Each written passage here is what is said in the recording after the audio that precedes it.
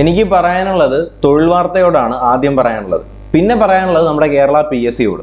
അപ്പോൾ എന്തായാലും നമുക്ക് നോക്കാം. ഇത് തൊഴിൽ വാർത്തയ്ക്കകത്ത് വന്നിട്ടുണ്ടായിരുന്ന ഒരു വാർത്തയാണ്. ഇങ്ങനത്തെ വാർത്തകൾ ഇട്ട് പിള്ളേരെ ബുദ്ധിമുട്ടിക്കുന്നതിനേക്കാളും നല്ലത് നിങ്ങൾക്കൊക്കെ കട്ടപ്പാര എടുത്ത് രാത്രി കക്കാൻ പോകുന്നതാണ്. എഴുതി വെച്ചേക്കുന്നതാണ് നിങ്ങൾ വായിക്കാനായിട്ട്. താരതമ്യേന എളുപ്പം പ്രതീക്ഷിക്കാവുന്ന കട്ട് ഓഫ് 60-65 ഈ പറയുന്ന കാര്യം ഏതാണ്? നമ്മുടെ LGSന്റെ പരീക്ഷയുടെ കാര്യമല്ല അവർ പറയുന്നത്. ഡിഗ്രി പ്രിലിംസിന്റെ സെക്കൻഡ് ഫേസ് എഴുതിയ പരീക്ഷയുടെ കാര്യമാണ് ഇതിനകത്ത് എഴുതി വെച്ചിട്ടുള്ളത്. ഒന്ന് വായിച്ചു നോക്കിയത്. ഡിഗ്രി ലെവൽ പ്രിലിമിനറി പരീക്ഷ മെയ് 13 നടന്ന പരീക്ഷ ആദ്യത്തെ ഘട്ടത്തെക്കാളും എളുപ്പമുള്ളതായിരുന്നു. പൊതുവിജ്ഞാനവും കറണ്ട് അഫയേഴ്സ് വിഭാഗത്തിൽ നിന്നുള്ള ചോദ്യങ്ങൾ എളുപ്പത്തിൽ ഉത്തരമെഴുതാൻ കഴിയുന്നവയായിരുന്നു. കണക്ക്, മെന്റൽ എബിലിറ്റി അല്ലെങ്കിൽ ഇംഗ്ലീഷ് ഭാഗത്ത് നിന്നും താരതമ്യേന കടുപ്പം കുറഞ്ഞ ചോദ്യങ്ങളാണെന്ന്. ഇതിനെക്കുറിച്ച് എന്തെങ്കിലും അറിയാവുന്നവരാണോ ഈ ഒരു ഡിപ്പാർട്ട്മെന്റിനകത്ത് ഇരിക്കുന്നതെന്ന് എനിക്കറിയത്തില്ല. അത്യാവശ്യം സാമാന്യ ഒരു വാർത്ത പുറത്തിറക്കി വിടുമ്പോഴത്തേക്കും അതിനെക്കുറിച്ച് എന്താണ് അറ്റ്ലീസ്റ്റ് ആ പരീക്ഷ എഴുതിയവരുടെ അടുത്തെങ്കിലും ഒന്ന് അന്വേഷിക്കാനുള്ള സാമാന്യ ബോധം ഏതെങ്കിലും ഒരു പത്രമാധ്യമം കാണിച്ചിരിക്കണം. നമ്മൾ ഈ ചെയ്യുന്ന ഈ ഒരു പത്രമാധ്യമം അല്ലെങ്കിൽ ഈ ഒരു മീഡിയ എന്ന് പറയുന്ന ഇതിനൊക്കെ ഒരു എത്തിക്സ് ഉണ്ട്. മീഡിയ എത്തിക്സ് എന്ന് പറഞ്ഞൊരു സാധനമുണ്ട്. നമ്മൾ ആ ഒരു സാധനത്തിന്റെ 1% ഫോളോ ചെയ്തിട്ടില്ല എന്നുണ്ടെങ്കിൽ നിങ്ങളൊക്കെ ഓഫീസിന് ഷട്ടർ ഔട്ട് അടിച്ച് പോകുന്നതാണ് നല്ലത്. ഈ ഒരു കാര്യം ഞാനിത് ശ്രദ്ധിക്കാൻ തുടങ്ങിയിട്ട് ഏകദേശം 2 മാസമായി. ഏത് പരീക്ഷ ഇട്ടാലും പരീക്ഷ കഴിയുമ്പോഴത്തേക്ക് ഇവരുടെ കട്ട് ഓഫ് വരുന്നത് 80, 85, 60, 65. എങ്ങോട്ടാണ് ഈ കയറി പോകുന്നത്? പിള്ളേർ 65 ചോദ്യങ്ങൾ എഴുതിയിട്ടില്ല. ഈ പരീക്ഷ എഴുതി കഴിഞ്ഞപ്പോഴത്തേക്കും ഒരു 3/4% പിള്ളേർ എന്ന് പറയുമ്പോൾ ഒരു 90% പിള്ളേർക്കും 65 ചോദ്യം എഴുതാൻ പറ്റിയിട്ടില്ല ഈ ഒരു പരീക്ഷയിൽ. അപ്പോഴാണ് അവർ 65 കട്ട് ഓഫ് പറയുന്നത്. എന്തിനാണ് ആളെ പറ്റിക്കാൻ? ഇങ്ങനെ ആളെ പറ്റിച്ചിട്ട് എന്താണ് നിങ്ങൾക്ക് അതിൽ നിന്നൊരു 1% ഗുണം നിങ്ങൾക്ക് ഇതിനകത്ത് ഉണ്ടാവും? എന്തിനാണ് ഇങ്ങനെയൊക്കെ ചെയ്യുന്നത്? പോരാത്തതിന് ഇപ്പോഴാ പിള്ളേർ നെഞ്ചത്തിരിച്ച് കരഞ്ഞുകൊണ്ടാണ് ഇരിക്കുന്നത് പല പിള്ളേരും. എനിക്ക് പേഴ്സണലി മെസ്സേജ് അയക്കുകയാണ്, ഇന്ന മാത്ര മാർക്കാണ് അവർക്ക് ഇത് ലിസ്റ്റിൽ കയറാൻ പറ്റുമോ ഇല്ല എന്നുള്ള കാര്യമൊക്കെ ചോദിച്ചുകൊണ്ട് പേഴ്സണലി മെസ്സേജ് അയക്കുകയാണ്. അതുകൊണ്ട് ഈ ഒരു കാര്യം അല്ലെങ്കിൽ ഇവർ കാണിക്കുന്നതിൽ എന്തെങ്കിലും 1% ഇവർക്ക് ഇതിനകത്ത് സത്യസന്ധത പുലർത്താനായിട്ട് കഴിയുന്നുണ്ടോ എന്നുള്ള കാര്യത്തിൽ എനിക്ക് സംശയമാണ്. എന്തായാലും കൊള്ളാം, ഇങ്ങനെയൊക്കെ തന്നെ ആൾക്കാരെ പറ്റിച്ച് ജീവിക്കണം. അപ്പൊ അതുപോട്ടെ. ഇനി ഞാൻ ഈ പറയുന്ന കാര്യം എന്ന് വെച്ചാൽ ഇനി ഞാൻ പറയുന്നതിൽ എന്തെങ്കിലും കാര്യമുണ്ടോ എന്ന് നിങ്ങൾക്ക് അറിയണ്ടേ? എന്ന് വെച്ചാൽ ഞാൻ ഈ പറയുന്ന ഈ 60-65 മാർക്കൊക്കെ സാമാന്യപ്പെട്ട പിള്ളേർക്ക് വാങ്ങിക്കാൻ പറ്റുമോ, അല്ലെങ്കിൽ ഏറ്റവും കൂടുതൽ വാങ്ങിച്ച മാർക്ക് എത്ര ലെവലാണെന്ന് നിങ്ങൾക്ക് അറിയണ്ടേ? അത് ഞാൻ കാണിച്ചു തരാം. അതിനി കാണിച്ചു തരാതിരിക്കേണ്ട കാര്യമില്ലല്ലോ. ഇത് നമ്മുടെ ചാനലിൽ നടത്തിയിട്ടുണ്ടായിരുന്ന പോളാണ്. എന്ന് പറയുമ്പോൾ ഇത് ഇന്നലെ നടത്തിയിട്ടുണ്ടായിരുന്ന പോളാണ്. ഇതിന്റെ ഒരു ഫസ്റ്റ് ഫേസ് പോൾ നടത്തിയിട്ടുണ്ടായിരുന്നു. അത് നമുക്ക് വരുന്ന ഒരു വീഡിയോ അല്ല. എന്ന് വെച്ചാൽ ഈ വീഡിയോ കഴിഞ്ഞ ഒരു 10 മണിയാകുമ്പോഴത്തേക്കും 9-9:45 10 മണിയാകുമ്പോഴത്തേക്കും ഞാൻ വേറൊരു വീഡിയോ ഇടാം. ആ വീഡിയോയ്ക്കകത്ത് സകല പരീക്ഷയുടെ എന്ന് പറയുമ്പോൾ ഡിഗ്രി പ്രിലിംസ്, IRB, അതുപോലെ തന്നെ VFA, beat forest officer, BEVCO, LD ഒക്കെ പരീക്ഷ എഴുതിയവരുടെ മാർക്ക് റേഞ്ച് ഞാൻ നിങ്ങൾക്ക് പറഞ്ഞുതരാം. ഓക്കെ, ഇത് നമ്മുടെ ഡിഗ്രി പ്രിലിംസിന്റെ ഫസ്റ്റ് ഫേസ് എഴുതിയ പരീക്ഷ എഴുതിയവരുടെ മാർക്ക് റേഞ്ച് ആണ്.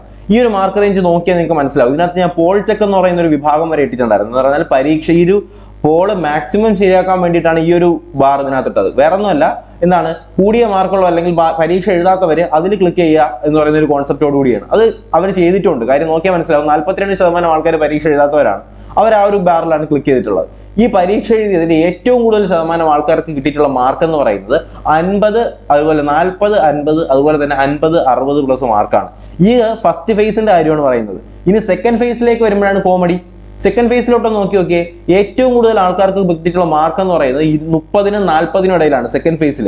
ഫസ്റ്റ് ഫേസിൽ 50-60 മാക്സിമം റേഞ്ച് പോയ മാർക്ക് സെക്കൻഡ് ഫേസിലോട്ട് പോകുമ്പോഴത്തേക്ക് 30-40 പോയി. അപ്പോൾ ഫസ്റ്റ് ഫേസ് എഴുതിയവർ ചുമ്മാ വന്നതാണോ?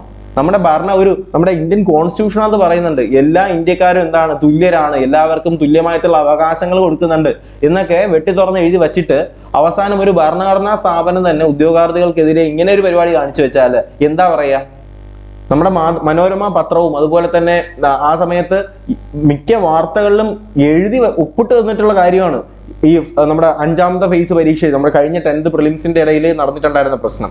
5ാമത്തെ ഫേസ് എഴുതിയവരും അതുപോലെ തന്നെ 3ാമത്തെ ആണെന്ന് തോന്നുന്നു, 3ാമത്തെ ഫേസ് എഴുതിയവർക്കൊക്കെ 8ന്റെ പണിയാണ് കിട്ടിയിട്ടുണ്ടായിരുന്നത്.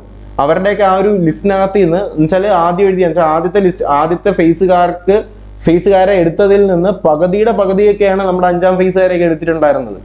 അപ്പോൾ പരീക്ഷ എഴുതുന്നത് പഠിച്ചാൽ മാത്രം പോരാ, ഇനി ഭാഗ്യത്തിന്റെ ഒരു പരീക്ഷണം, ഈ ഭാഗ്യപരീക്ഷണം നടത്താനാണെങ്കിൽ ലോട്ടറി എടുത്താൽ പോരായിരുന്നോ? എന്തൊക്കെയാണ് കാണിച്ചു കൂട്ടുന്നതെന്നൊക്കെ ദൈവത്തിനറിയാം. ഞാൻ വിചാരിച്ച ആദ്യത്തെ ആ ഒരു പരീക്ഷ കഴിഞ്ഞപ്പോഴെങ്കിലും ഇവരൊക്കെ നന്നാവും അല്ലെങ്കിൽ എന്തെങ്കിലും ഒരു മാറ്റം കൊണ്ടുവരുമെന്നാണ് വിചാരിച്ചത്. നിങ്ങൾ ഇനിയിപ്പോൾ 2 ഫേസ് പരീക്ഷയോ 10 ഫേസ് പരീക്ഷ ആണെങ്കിലും നടത്തിക്കോ, ഒരു കുഴപ്പമില്ല. എഴുതാൻ പിള്ളേർ റെഡിയാണ്, പഠിക്കുന്നുണ്ട് പിള്ളേർ. പക്ഷേ അതിൻ്റെ അകത്ത് ഒരു തുല്യത കൊണ്ടുവരാൻ വേണ്ടി ശ്രമിക്കണം. അല്ലാതെ ഒരു ലെവൽ പരീക്ഷ എഴുതിയവർ രക്ഷപ്പെട്ടു പോവും, അടുത്ത വേറൊരു ഘട്ടം പരീക്ഷ എഴുതുമ്പോഴത്തേക്കും അവരുടെ തലയിൽ ഒലക്കേക്ക് അടിച്ച പോലത്തെ ക്വസ്റ്റ്യൻ കൊണ്ടുവിട്ടിട്ട് ഒരു ഫേസുകാരെ മാത്രം കയറ്റി വിടാനാണെങ്കിൽ പിന്നെ എന്തിനാണ് പരീക്ഷ നടത്തുന്നത്? എല്ലാത്തിലും ഞാൻ പറയുന്ന പോലെ തന്നെ എന്ത് കാര്യം ചെയ്താലും അതിനകത്തൊരു എത്തിക്സ് വേണം, എന്ത് കാര്യം ചെയ്താലും. അപ്പോൾ ആ ഒരു കാര്യം പാലിക്കാൻ പറ്റിയില്ലെങ്കിൽ പിന്നെ ഇങ്ങനെയൊന്നും നടത്തിയിട്ട് കാര്യമില്ല. ഇനിയിപ്പോൾ ഉദ്യോഗാർത്ഥികൾ പ്രതികരിക്കൂല എന്ന് പറയുന്ന ആ ഒരു മൈൻഡ് സെറ്റോട് കൂടിയാണ് നിങ്ങൾ ഇതൊക്കെ ചെയ്യുന്നതെന്നുണ്ടെങ്കിൽ എനിക്ക് പ്രത്യേകിച്ച് ഇതിനകത്തൊന്നും പറയാനില്ല. അതിൻ്റെ ഇടയിലാണ് നമ്മുടെ ഈ ഒരു തൊഴിൽ വാർത്തയുടെ സത്യം പറഞ്ഞാൽ കണ്ടപ്പോഴത്തേക്കും എന്തോ പറയാനാണ്. ഒന്ന് വായിച്ചു നോക്കിയേ. മാർച്ച് നമ്മുടെ 15-ന് താഴെ ചോദ്യങ്ങൾ മാത്രമേ ഈ മാതൃകയിൽ വന്നിട്ടുള്ളൂ. ദേശീയ പാർട്ടികളെ സംബന്ധിച്ച് വന്ന ചോദ്യത്തിൽ ശരിയുത്തരങ്ങൾ സൂചികയിൽ ഉൾക്കൊള്ളിക്കാൻ കഴിഞ്ഞിട്ടില്ല. ഭൂമി ഏറ്റെടുക്കൽ നിയമനവുമായി ബന്ധപ്പെട്ട് വന്ന ചോദ്യവും പുതുമയുള്ളതായിരുന്നു. ഡിഗ്രി ലെവൽ പ്രിലിമിനറി അടുത്ത ഘട്ട പരീക്ഷകൾക്ക് ഒരുങ്ങുന്നവർക്ക് വ്യക്തമായ ദിശാസൂചന നൽകുന്ന പരീക്ഷയാണ്. അതല്ലേ, വ്യക്തമായ ദിശാസൂചന തന്നെയാണ് ഓരോ പരീക്ഷ കൊടുക്കുന്നത്. മറ്റേ ഫസ്റ്റ് ഫേസും സെക്കൻഡ് ഫേസും കൂടി തമ്മിൽ ആനയും ആട്ടുംകുട്ടിയും തമ്മിലുള്ള വ്യത്യാസമുണ്ട് എല്ലാ തരത്തിലും. മാത്സിലെ ചോദ്യങ്ങളൊന്നും സെക്കൻഡ് ഫേസിൽ പലർക്കും നോക്കാൻ പോലും പറ്റിയിട്ടില്ല. മാത്സിന്റെ ചോദ്യത്തിലോട്ടൊന്നും എത്താൻ പറ്റിയിട്ടില്ല. നമ്മൾ ഫസ്റ്റ് ഫേസിൽ ഫസ്റ്റ് ഫേസിലെ സ്റ്റേറ്റ്മെന്റ് കുറച്ച് ബുദ്ധിമുട്ടിച്ചു. അതുകൊണ്ട് പിള്ളേർ എന്ത് ചെയ്തു, ആദ്യം മാത്സും ഇംഗ്ലീഷും മലയാളം എടുത്ത് വെച്ച് എഴുതിയിട്ട് പിന്നെ മറ്റേ ബാക്കി GK നോക്കി. അങ്ങനെ ചെയ്തവർക്ക് നല്ല മാർക്ക് കിട്ടിയിട്ടുണ്ട് ഫസ്റ്റ് ഫേസിൽ. പക്ഷെ സെക്കൻഡ് ഫേസിൽ ഫസ്റ്റ് ഫേസും സെക്കൻഡ് ഫേസും ഒരേപോലെയാണെന്ന് വിചാരിച്ചുകൊണ്ട് മാത്സ് എടുത്ത് വെച്ചുകൊണ്ടിരുന്നവർക്ക് 8ന്റെ പണിയാണ് കിട്ടിയത്. സാമാന്യം അതിനകത്ത് നിന്ന് 5 ചോദ്യം പോലും ഒരു ആവറേജ് പഠിക്കുന്ന കുട്ടികൾക്ക് എഴുതാൻ പറ്റാത്ത രീതിയിലുള്ള ചോദ്യങ്ങളായിരുന്നു. എത്രമാത്രം കറക്കുന്ന ചോദ്യങ്ങളാണെന്ന് നിങ്ങൾക്ക് ക്വസ്റ്റ്യൻ കണ്ടാൽ മനസ്സിലാവും. അതുകൊണ്ട് പറയാനുള്ള ഒന്നേ ഉള്ളൂ, ചെയ്യുന്ന കാര്യത്തിൽ എന്ത് ചെയ്യുക, 1% നീതി പുലർത്താനായിട്ട് ശ്രമിക്കുക. 1%. ഞാനീ പറയുന്നത് ഏത് മാധ്യമത്തിന്റെ അടുത്താണ് പറയുന്നതെന്ന് നിങ്ങൾക്ക് മനസ്സിലാവും. ഞാൻ പേര് പറയുന്നില്ല. ഇനിയിപ്പോൾ പേര് പറഞ്ഞു കഴിഞ്ഞാൽ ഡിഫേമേഷൻ എന്നൊക്കെ പറഞ്ഞിട്ട് അവസാനം എനിക്ക് ചെയ്യാം. അതുകൊണ്ട് ഞാൻ പേര് പറയാനായിട്ട് ഉദ്ദേശിക്കുന്നില്ല. എന്തായാലും ഈ പരിപാടി ഞാൻ തൊഴിൽ വീതിയിൽ കണ്ടിട്ടില്ല. ഈ ഒരു ഇങ്ങനത്തെ പരിപാടി ഞാൻ തൊഴിൽ വീതിയിൽ കണ്ടിട്ടില്ല. അത് പോട്ടെ, എന്തോ ആവട്ടെ. എന്തായാലും ഒരു വാർത്ത ഇടുമ്പോഴത്തേക്കും അതുമായിട്ട് ബന്ധപ്പെടുത്തിയിട്ടുള്ള മിനിമം നോളജ് എന്ത് ചെയ്യുക, ഉണ്ടെങ്കിൽ മാത്രം നിങ്ങൾ ആ വാർത്ത ചെയ്യാനായിട്ട് ശ്രമിക്കുക. അല്ലാന്നുണ്ടെങ്കിൽ ഈ പണിയൊക്കെ വെച്ച് നിർത്തിയിട്ട് പോവുക കേട്ടോ. അപ്പൊ നമുക്ക് എന്തായാലും ഇന്നത്തെ നമ്മുടെ തൊഴിൽ വീതിക്കകത്തും വന്നിട്ടുള്ള ഏറ്റവും പ്രധാനപ്പെട്ട വാർത്തകൾ എന്തൊക്കെയാണെന്ന് നമുക്ക് നോക്കാം. അപ്പോൾ ഇത് ഇന്നത്തെ തൊഴിൽ വീതിയാണ്. അപ്പോൾ ഈ തൊഴിൽ വീതിക്കകത്ത് എന്തൊക്കെ വാർത്തകളാണ് നമ്മുടെ PSCയുമായിട്ട് റിലേറ്റ് ചെയ്തിട്ട് കൊടുത്തിട്ടുള്ളതെന്ന് നോക്കാം. അപ്പോൾ നമ്മൾ തൊഴിൽ വീതി നോക്കാറുണ്ട്, തൊഴിൽ വാർത്തയും നോക്കാറുണ്ട്. രണ്ടിലെയും ഏറ്റവും പ്രധാനപ്പെട്ട വാർത്തകളാണ് ഞാൻ നിങ്ങളുടെ അടുത്ത് പറഞ്ഞിരുന്നത്. പക്ഷേ ഇമാതിരി പരിപാടികളൊക്കെ കാണിച്ചാൽ നമ്മൾ ഓരോ മാധ്യമമായിട്ട് അങ്ങ് അവോയ്ഡ് ചെയ്യും. വേറെ ഒന്നും കൊണ്ടല്ല, മനസ്സ് തളർത്തുന്ന വാർത്തകൾ നോക്കാതിരിക്കുന്നതാണ് നല്ലത്. അതുകൊണ്ടാണ് ഞാൻ അതിനൊക്കെ എടുത്ത് കളയുന്നത്. അത് പോട്ടെ. എന്തായാലും നമുക്കൊരു വാർത്ത അറിഞ്ഞാൽ പോരെ, നമുക്ക് ഒരു അപ്ഡേറ്റ് അറിഞ്ഞാൽ പോരെ. നമുക്ക് നോക്കാം. ഒന്നാമത്തെ അപ്ഡേറ്റ് പറയുന്നത് നമ്മുടെ എക്സൈസ് ഇൻസ്പെക്ടർ അതുപോലെ തന്നെ അസിസ്റ്റന്റ് ജയിലറിന്റെ കായികക്ഷമതാ പരീക്ഷ മെയ് 23 മുതൽ തുടങ്ങുന്നു എന്ന് എന്ത് ചെയ്യുന്നുണ്ട്, നമ്മുടെ ആദ്യത്തെ വാർത്തയ്ക്കകത്ത് പറയുന്നുണ്ട്. അതുപോലെ തന്നെ രണ്ടാമത് പറയുന്നത് നമ്മുടെ LDC കന്നഡ മലയാളത്തിന്റെ സാധ്യതാ ലിസ്റ്റുകൾ പുതുക്കിയിട്ടുണ്ട്. പുതിയ ലിസ്റ്റിൽ ഏകദേശം 53 പേരുടെ വർധനവാണ് നമുക്ക് കാണാനായിട്ട് കഴിഞ്ഞത് കേട്ടോ. ഇത് നമ്മുടെ തൊഴിൽ വീതിക്കകത്തിന്റെ ഒരു വാർത്ത ഉണ്ടായിരുന്നു. ഇതിന്റെ ഇമ്പാക്ട് എന്നൊക്കെയാണ് ഇവർ പറയുന്നത്. എന്തോ ആവട്ടെ. അടുത്ത് പിന്നെ നമുക്ക് നോക്കേണ്ടത് നമ്മുടെ ഹൈസ്കൂൾ ടീച്ചറിന്റെ ഇന്റർവ്യൂ ശനിയാഴ്ച മുതൽ, ഈ ആഴ്ച മുതൽ സ്റ്റാർട്ട് ചെയ്യുന്നുണ്ട്. അപ്പോൾ നിങ്ങൾക്ക് ഇവിടെ കാണാനായിട്ട് കഴിയും. ഓരോന്നിന്റെയും എന്ത് ചെയ്യുന്നുണ്ടുള്ള വേക്കൻസികളും കാര്യങ്ങളും ഒക്കെ ഇതിനകത്ത് കൊടുത്തിട്ടുണ്ട്. അപ്പോൾ ഹൈസ്കൂൾ ടീച്ചർ ചെയ്യുന്ന ആരെങ്കിലും ഒക്കെ ഉണ്ടെങ്കിൽ നിങ്ങൾ ഇന്റർവ്യൂസിന് വേണ്ടിയിട്ട് എന്ത് ചെയ്യുക, ഒന്ന് പ്രിപ്പയർ ചെയ്യുക കേട്ടോ. അതുപോലെ തന്നെ ഇത് വന്നാലും ഇന്റർവ്യൂ കഴിഞ്ഞാലും ഇതിന്റെ റാങ്ക് ലിസ്റ്റും വൈകും. അതുപോലെ തന്നെ നിയമനവും നീളവും എന്നൊക്കെയാണ് ഇതിനകത്ത് പറയുന്നത്. അതുപോലെ തന്നെ എക്സൈസ് ഡ്രൈവറിന്റെ 6 ജില്ലകളിലേക്കുള്ള ഷോർട്ട് ലിസ്റ്റ് ആയിട്ടുണ്ട്. ഓരോ ജില്ലയ്ക്കകത്ത് നിന്നുള്ള മെയിൻ ലിസ്റ്റിന്റെ എണ്ണമൊക്കെ ഇതിനകത്ത് കൊടുത്തിട്ടുണ്ട്. തിരുവനന്തപുരത്ത് നിന്ന് 33, കൊല്ലത്ത് നിന്ന് 35, കോട്ടയത്ത് നിന്ന് 22, അതുപോലെ തന്നെ തൃശ്ശൂർ 28, പാലക്കാട് നിന്ന് 22, അതുപോലെ തന്നെ വയനാട് 15 ആണ് കേട്ടോ. വയനാട് 15 ഒഴിവുകളാണ് നമ്മുടെ ഈ ഒരു സിവിൽ എക്സൈസ് ഓഫീസറിലെ എക്സൈസ് ഡ്രൈവറിന്റെ ഷോർട്ട് ലിസ്റ്റിനകത്ത് ഉൾപ്പെടുത്തിയിട്ടുള്ള ആൾക്കാർ. അതുപോലെ തന്നെ അസിസ്റ്റന്റ് സെയിൽസ്മാന്റെ റാങ്ക് ലിസ്റ്റ് നമ്മൾ മറ്റേ വേഴാമ്പലിനെ പോലെ ഇങ്ങനെ മാനത്ത് പോയിക്കൊണ്ടിരിക്കുകയായിരുന്നു. അസിസ്റ്റന്റ് സെയിൽസ്മാന്റെ റാങ്ക് ലിസ്റ്റ് എപ്പോഴും അതിന്റെ തൃശ്ശൂർ പാലക്കാട് റാങ്ക് ലിസ്റ്റുകൾ പ്രസിദ്ധീകരിച്ചിട്ടുണ്ട്. അതുപോലെ തന്നെ ഇതിനകത്ത് വേറെ പ്രത്യേകിച്ച് വലിയ വാർത്തകളൊന്നും ഇതിനകത്ത് വരുന്നില്ല കേട്ടോ. പിന്നെ നമ്മുടെ ഈ ഒരു തൊഴിൽ വീതിക്ക് അതിന് കൊടുത്തിട്ടുണ്ടായിരുന്നു നമ്മുടെ ബീറ്റ് ഫോറസ്റ്റ് ഓഫീസറിന്റെ പരീക്ഷ സ്പെഷ്യൽ ടോപ്പിക്കൊക്കെ ബുദ്ധിമുട്ടായിരുന്നു എന്നൊക്കെ പറഞ്ഞിട്ടൊരു കോളത്തിനകത്ത് കണ്ടായിരുന്നു. പിന്നെ നമുക്ക് നോക്കേണ്ടത് നമ്മുടെ ലാസ്റ്റ് ഗ്രേഡ് പരീക്ഷ അല്ലെങ്കിൽ LGS പരീക്ഷയ്ക്ക് അപേക്ഷയ്ക്ക് ശേഷം നേടിയ ബിരുദം അയോഗ്യമാക്കുമോ എന്ന് ചോദിച്ചിട്ടുണ്ടായിരുന്നു കേട്ടോ. എന്ന് വെച്ചാൽ നമ്മൾ അപേക്ഷിച്ചതിന് ശേഷമാണ് നമുക്കിപ്പോൾ ബിരുദം കിട്ടുന്നത്. ഇപ്പൊ ഞാനിപ്പോൾ ഇന്നാണ് നമുക്ക് ലാസ്റ്റ് ഡേറ്റ് എന്ന് വെച്ചോ. അപ്പൊ ഇന്ന് ഞാൻ അപ്ലൈ ചെയ്യാണ്, ഇന്ന് വരെ എനിക്ക് ബിരുദമില്ല, ഞാൻ അപ്ലൈ ചെയ്തതിന് ശേഷമാണ് എനിക്ക് ബിരുദം കിട്ടുന്നത്. അങ്ങനെയാണെന്നുണ്ടെങ്കിൽ ഒരു പേടിയും വേണ്ട, നിങ്ങൾക്ക് എന്ത് ചെയ്യാൻ അപ്ലൈ ചെയ്യാനായിട്ട് പറ്റും, തടസ്സമുണ്ടാവില്ല. അപേക്ഷ സ്വീകരിക്കുന്ന അവസാന ദിവസം വരെ നേടിയ യോഗ്യതയാണ് PSC പരിഗണിക്കുന്നത്. അതുപോലെ തന്നെ പൊതുമേഖലാ റിക്രൂട്ട്മെന്റ് ബോർഡ് വരുന്നതെന്ന് നമ്മൾ പറഞ്ഞിട്ടുണ്ടായിരുന്നു അല്ലെ, കുറച്ച് മുന്നെയാണ്, ഒരു 4 മാസം മുന്നെയാണ് നമ്മളത് പറഞ്ഞിട്ടുണ്ടായിരുന്നത്.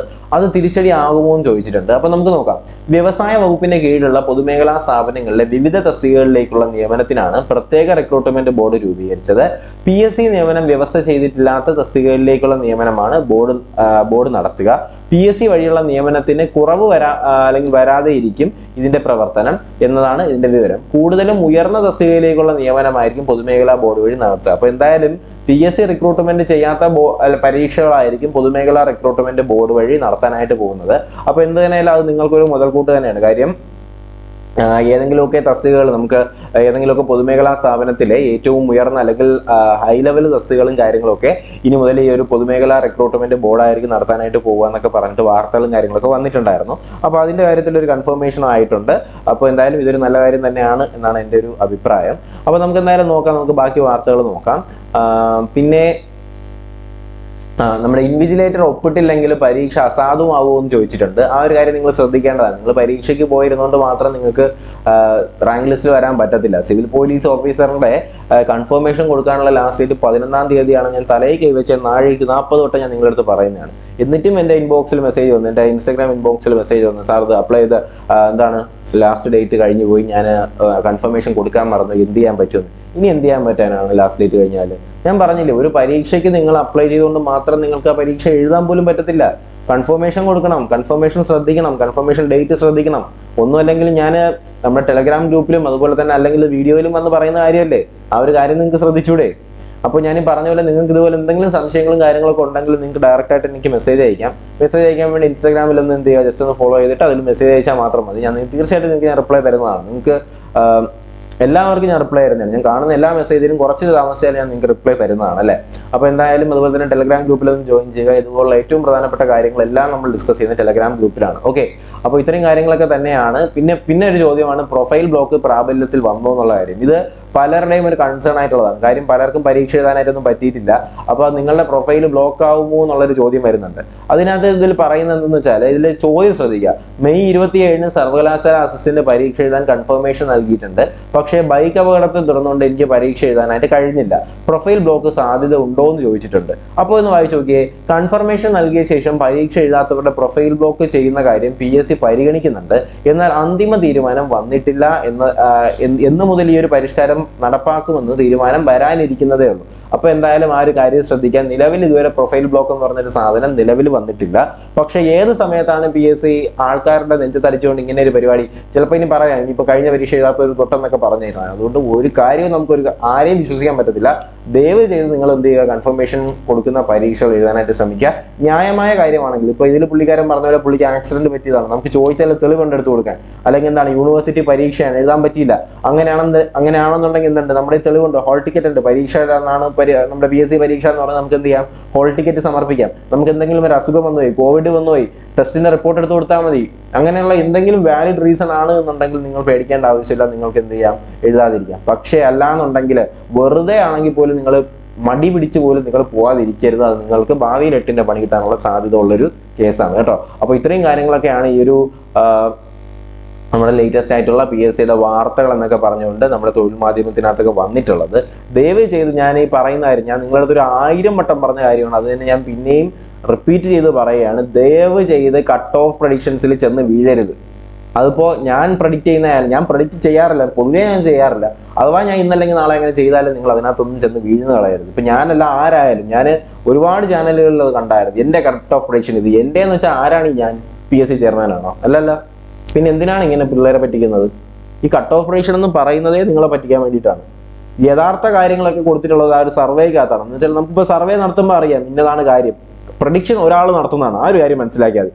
പ്രഡിക്ഷൻ ഒരാൾ നടത്തുന്നതാണ്. ഞാനിപ്പോൾ ഇവിടെ ഇരുന്ന് മറ്റേ കാണിപ്പയ്യൂരുണ്ടല്ലോ, നമ്മുടെ മറ്റേ ജ്യോതിഷൻ, അയാളെ പോലെ ഇവിടെ ഇരുന്ന് പ്രഡിക്റ്റ് ചെയ്യുന്ന എന്താണ് സംഭവം? ഞാൻ എൻ്റെ വായി തോന്നുന്നത് ഞാൻ പറയുന്നു എന്നുള്ളതല്ലാതെ അതിനകത്ത് വേറൊരു സത്യാവസ്ഥ ഇല്ല. എന്നാൽ അത് ആധികാരികമായിട്ട് നമ്മൾ എന്തെങ്കിലും ഒരു കാര്യം ചെയ്യണം, അതിനകത്ത് പബ്ലിക് പാർട്ടിസിപ്പേഷൻ വരുന്നുണ്ട് എന്നുണ്ടെങ്കിൽ വി ക്യാൻ ബിലീവ്, നമുക്കത് വിശ്വസിക്കാം, വേറെ കുഴപ്പമില്ല.